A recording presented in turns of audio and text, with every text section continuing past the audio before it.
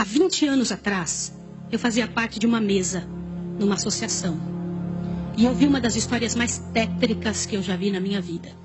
E pode ser que alguns de vocês já tenham ouvido essa história aqui entre vocês.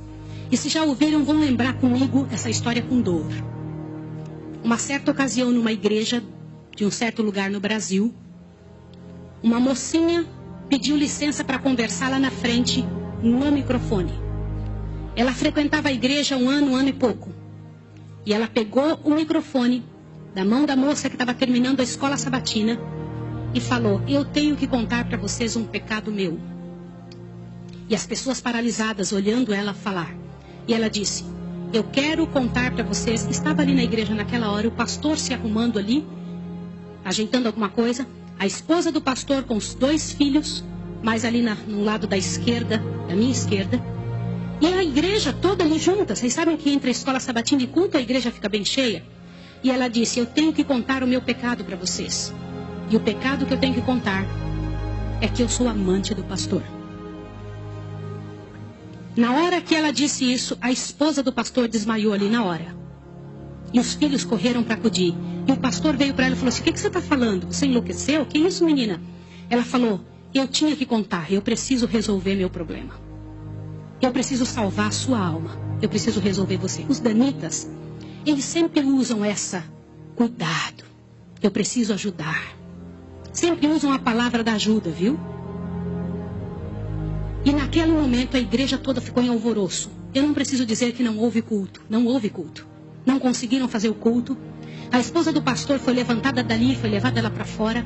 O pastor não sabia o que fazer. Começou a dizer: irmãos, por favor, isso é um grande mal entendido. Ela dizia: não é, meu bem. Eu precisava dizer, eu tenho que salvar você e tenho que salvar a mim.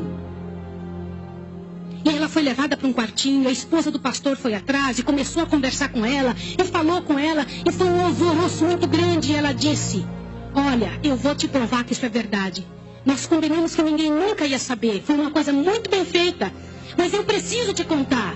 E falou para a esposa do pastor: prestem bem atenção no que eu vou dizer. Falou: só tem uma maneira de você me acreditar, vem aqui. O seu marido tem uma marca na genitália dele. E a marca é assim, assim, assim. E a esposa olhou para ela e acreditou nela na hora. Sabe por quê? Porque aquele pastor nunca tinha tido contato sexual com nenhuma pessoa, só com sua esposa. Eles se casaram virgens. E ela disse: ninguém sabe disso. Como é que essa moça sabe? Consegue imaginar o que é isso? E ela também nunca tinha contado isso para ninguém. E ela pegou a esposa do pastor, passou a acreditar. E ela contou detalhes sobre o corpo do pastor, detalhes sobre ele, até de coisas que ele falava enquanto dormia. Preste atenção. Eu não preciso dizer para vocês que aquele casamento acabou. A igreja todinha daquele pastor entrou num estado de bancarrota que vocês não têm ideia. Uma palavra, como diz Tiago, pode estragar a vida de uma pessoa para sempre. Sabe quantos anos se passou dessa história? Até que eu fiquei sabendo, isso foi há 20 anos atrás que eu fiquei sabendo. Já tinha se passado 20 anos que isso tinha acontecido. Por que eu fiquei sabendo dessa história? Foi uma mesa, numa comissão, numa associação. O presidente um dia nos chamou e disse o seguinte: irmãos, eu preciso da ajuda de vocês e oração por algo. O que foi? Há 20 anos atrás aconteceu a história de um pastor e contou toda a história para nós. Foi numa igreja assim, assim, assim, e nós tiramos a credencial desse pastor. E esse pastor foi para um sítio e ficou sozinho. A esposa dele é casada, tem outros filhos, está vivendo a vida dela. Mas eu fui chamado, olha o presidente nos contando. Eu fui chamado há alguns dias na casa de uma senhora com os cabelos todos brancos morrendo de câncer. E essa mulher morrendo de câncer pediu muito para falar com o pastor. Mas tinha que ser o presidente da igreja adventista. E eu fui até lá porque eu sou o presidente. Quando eu cheguei lá, a mulher me contou que ela tinha sido a moça que tinha falado aquilo do pastor. A amante, a suposta amante do pastor. E ela contou para o presidente que ela havia inventado toda essa história. Mas como que ela sabia dos detalhes do corpo do pastor? Na ocasião em que ela tinha se apaixonado pelo pastor, Ela trabalhava como faxineira dentro do hospital.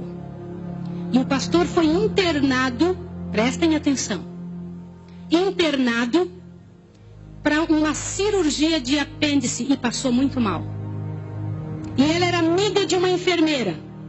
E entrou dentro do quarto junto com a enfermeira, destampou o corpo do pastor e olhou o corpo do pastor todo, durante o tempo em que o pastor estava dentro do hospital.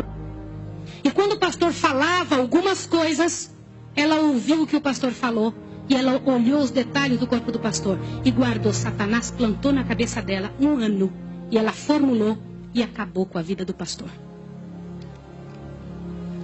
E o presidente pegou uma credencial, foi lá no sítiozinho onde o pastor o coitado daquele pastor, o caluniado estava, e ele chegou para ele e falou, junto com uma comitiva dos irmãos: pastor, eu vim aqui te entregar a sua credencial de novo, nós descobrimos que era mentira. Sabe qual foi a resposta do pastor, irmão? O pastor disse assim: vocês me devolvem minha família e meus filhos também?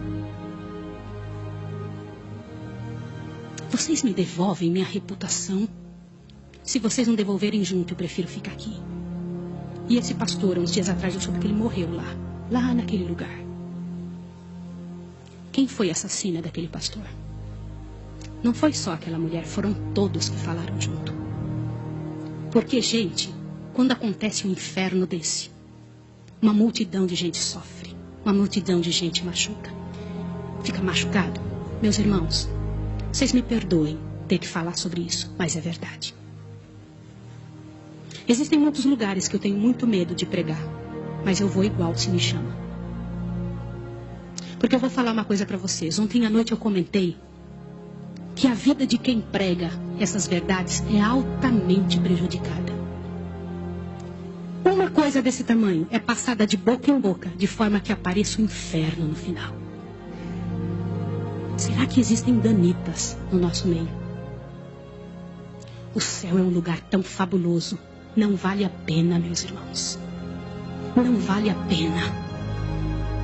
Deus tem mais para a nossa vida.